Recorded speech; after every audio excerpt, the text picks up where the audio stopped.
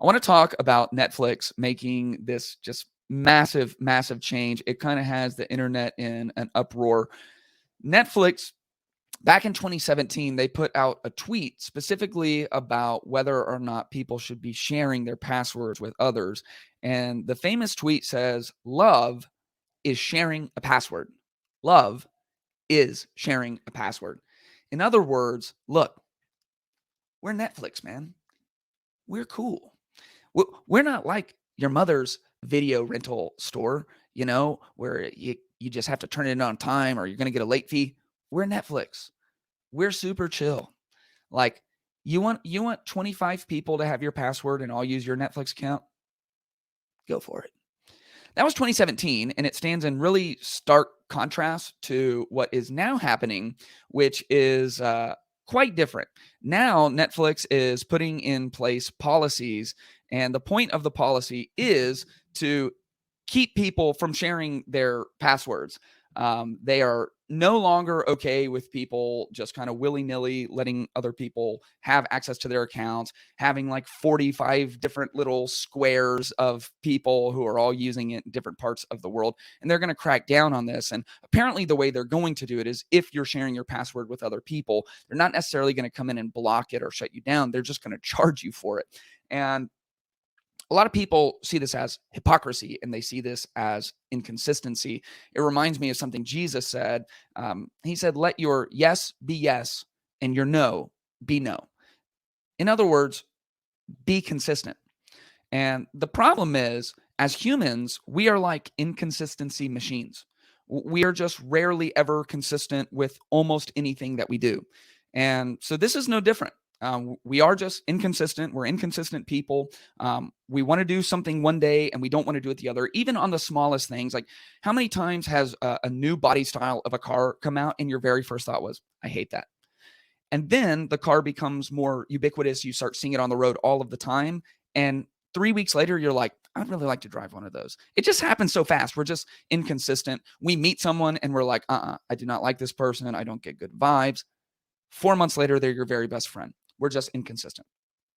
One of the issues is that social media exists, to me, almost exclusively to highlight our inconsistencies, because we're going to tweet everything that we're thinking and everything that we're doing. And I want to kind of try to dissect exactly what happened, because I think that the problem at Netflix, the thing that people are a little bit frustrated about, is a problem of scale and a problem of consistency. When Netflix tweeted this out in 2017, they were a massive company, but not as massive as they are today. And from the beginning, something I've appreciated about Netflix is they've really sought to build a very different type of company. It was like famous that back in the day, they had a vacation policy where there was unlimited vacation. Like, you could take as much vacation as you wanted to.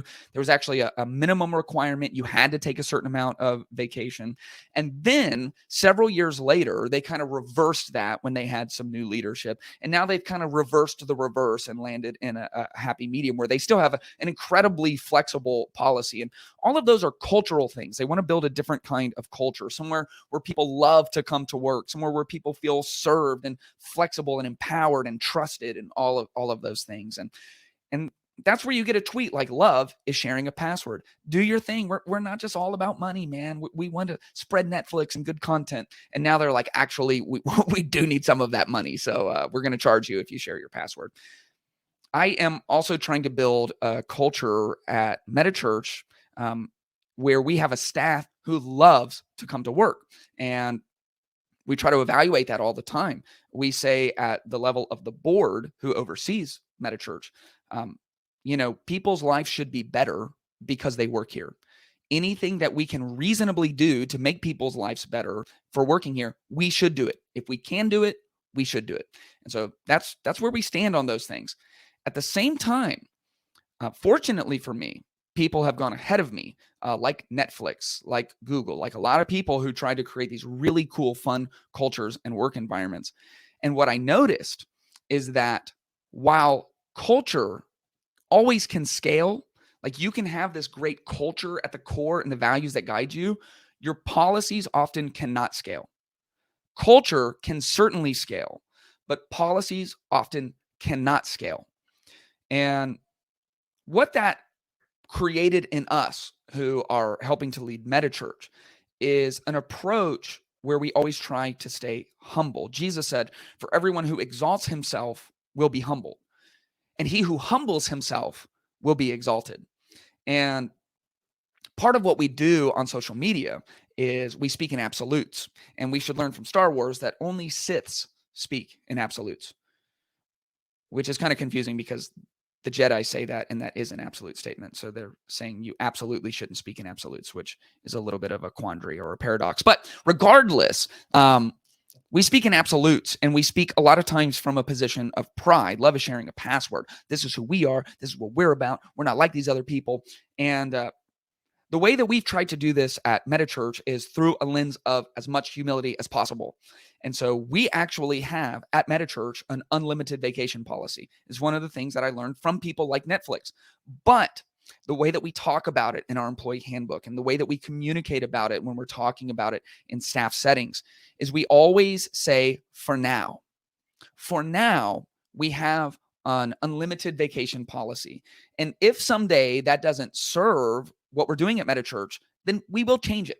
Now, if we were to ever change it, we would also try to find something that still fits the culture, because culture can scale even though policies can't always scale. Right now, I have a complete open door policy. Anyone on my staff who wants a one-on-one meeting with me can have a one-on-one meeting with me anytime they want, and I will do it really quickly.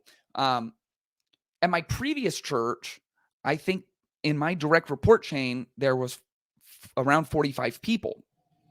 I had to have a little bit more structure than that, or else I would never get sermons written.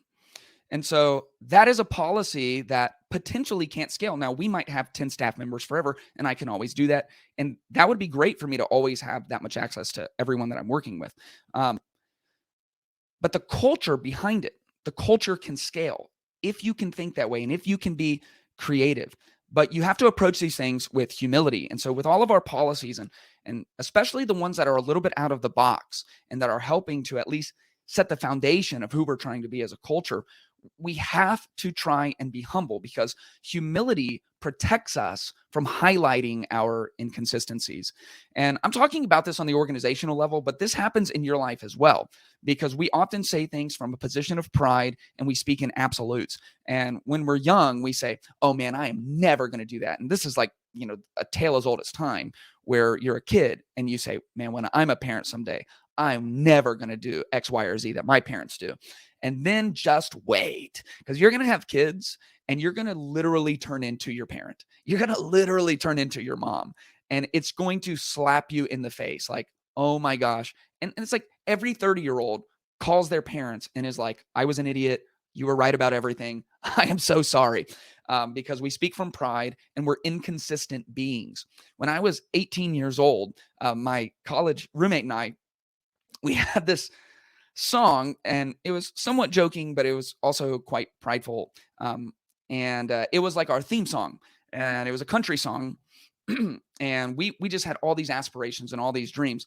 And the core of it was, we're not getting married. And for sure, we're not getting married anytime soon. Like, we're going to be single guys. We're going to make a lot of money. We're going to have a lot of fun. And why would we get married? Because that's just the old ball and chain, and we don't want any kids. And so this song, I don't even know who it's by anymore.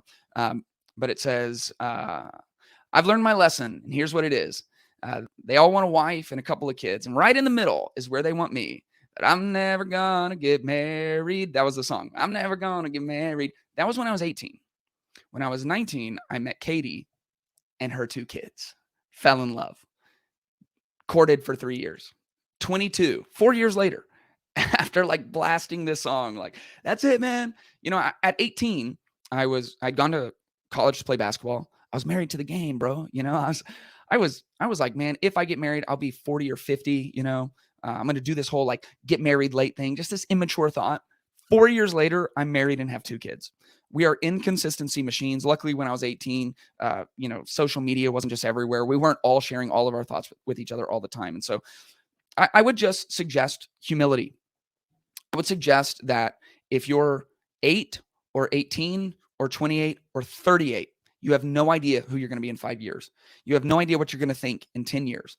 You are going to grow, and hopefully you're going to mature, and your thoughts are going to change, and you're going to meet different people, and God's going to move you into different seasons. And so humility protects us from highlighting our inconsistency. And so you can say, where I'm at in life, I just can't imagine really getting married anytime soon. That's a statement that is clothed in humility.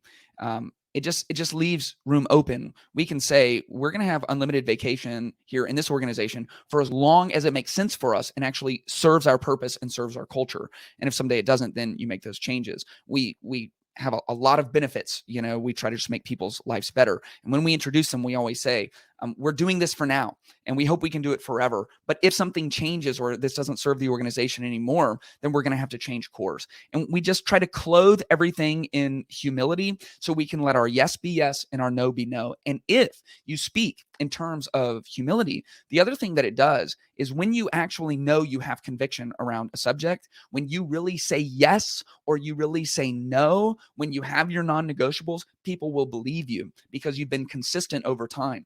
But if you're always inconsistent, you're putting all your thoughts on social media, and so you have a paper trail of inconsistencies, people are going to have a hard time believing you.